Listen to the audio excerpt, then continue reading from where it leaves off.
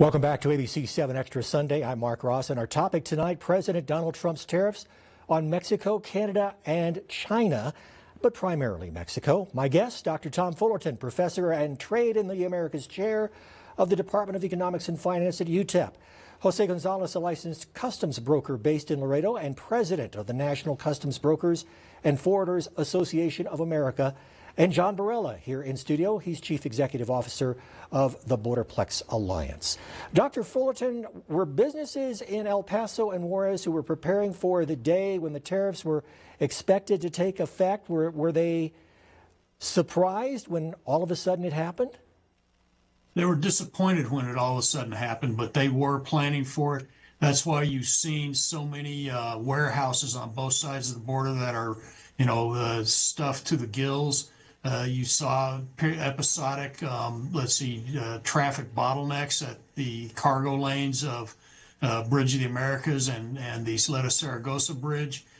So they've tried to adjust to it, but it's like Mr. Gonzalez was saying, they get blindsided by these, spur of the moment decisions coming out of the White House, and they can't really, plan for them effectively. There have been some manufacturers that have facilities in Juarez that have shifted a portion of them north of the border, but, there's a limit to how much of that can take place. So they've planned for it, but it's been a massive headache, and nobody really has a good answer for it. Because like Mr. Gonzalez also said, we've had 33 years of at least partial free trade between the two countries, and now we're going against that. How much of a tariff can a business absorb, and how much of it do they pass along to consumers? Does it depend on the item? Yeah, it depends on the item. The items for which, the sales demand is very price sensitive and the supply is less price sensitive. In that case, most of the burden falls on the businesses. On the items where the demand is not very price sensitive and the supply is price sensitive, then the demand falls on consumers. And so we see the gamut. Most businesses will argue, well, we just pass it on to the computers, but there are going to be a lot of businesses that end up with, lower operating and profitability margins due to exactly what your question points to. So smaller businesses then, especially locally owned businesses, they plan to take, well, they don't plan, I should say, they're going to take more of a hit from the tariffs. They'll probably take more of a hit than, the businesses in the interior, simply because people here on the border have the option of crossing to the south side of the border and taking advantage of similar retail opportunities in Juarez, at least for goods that are not, don't have very large price differentials. But beyond that, it really depends on each individual category of goods that's being considered. Mr. Gonzalez, as a customs broker, you're making sure shipments are complying with U.S. Customs and Border Protection regulations. Talk about the typical process and how the addition of a tariff affects that process.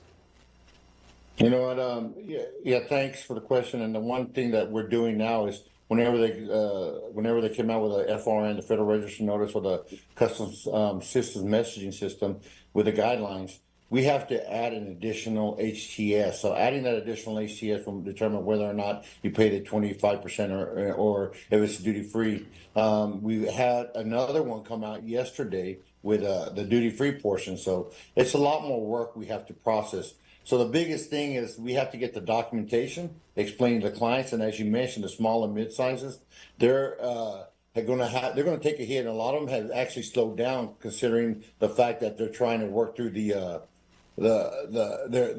expense process, their cost analysis, to make sure they can explain to their clients that we have to do a price increase, understanding that this is administered by the government, not just their own price increases, and a lot of the margins are very minimal.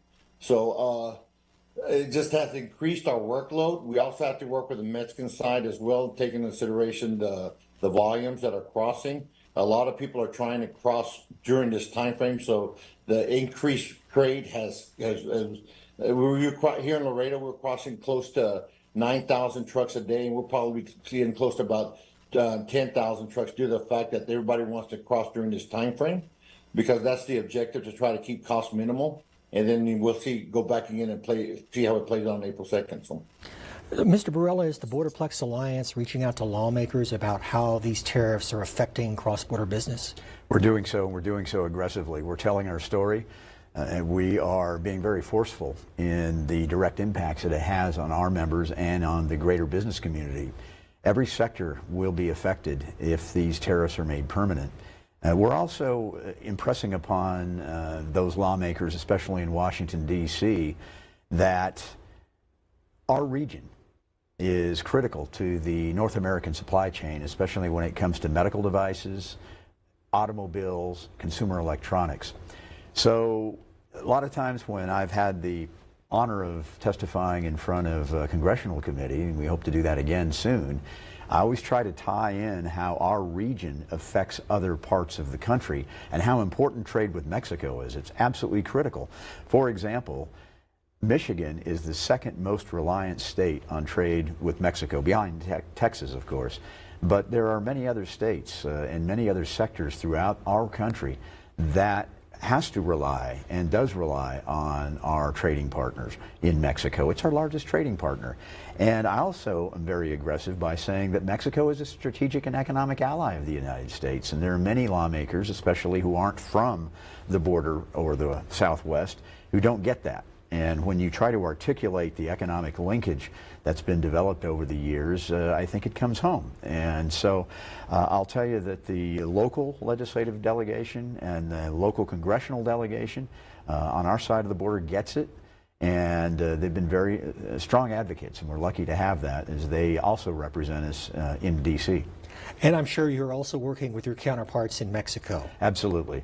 I'm honored to serve on the U.S.-Mexico Foundation Board, the U.S. Border Trade Alliance, and that involves businesses and policymakers from both sides of the border, and they're very much engaged. And the Mexicans are doing a great job. President Sheinbaum's doing a great job handling this economic crisis, I'll call it. And so we're fortunate to have those allies as well. And I think you may have touched upon this in our last segment. Are any of the companies that you have worked with talked about delaying expansion because of the tariffs? Absolutely. Was just in Ciudad Juarez 2 weeks ago talking to a medical device manufacturer, and they were looking for some sort of direction as to what they should do. They are and are on the verge of investing tens of millions of more dollars to expand their facility, but it's on hold. And this would create jobs, many, many jobs for our region. Conversely, the strange dichotomy that we have here is that we were seeing a trend of reshoring, and of course it's a real phenomenon within our organization. For example, we have almost 24 very large Taiwanese manufacturing operations in our region. They really like to do business here. They were doing business here anyway, and so, you know, will that trend continue? I think it will, hopefully.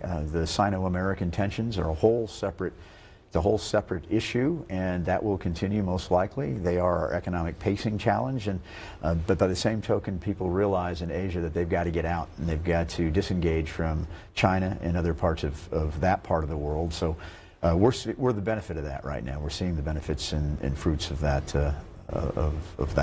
effort. Mr. Gonzalez, I know you probably mentioned this early on. What kind of an effect now is this back and forth having on companies who are warehousing along the border? Are their warehouses stuffed to the gills at the moment? You know, a lot of our shipments, they move straight forward, so they come from the interior of Mexico. So a lot of times they're just loaded on trailers ready to cross. So equipment shortages has happened because during the last 2 days, a lot of the trucks were just sitting on the border, hoping and waiting that there was going to be some kind of reprieve on the tariffs. That being said, and that being done as of last night at 11:01 p.m.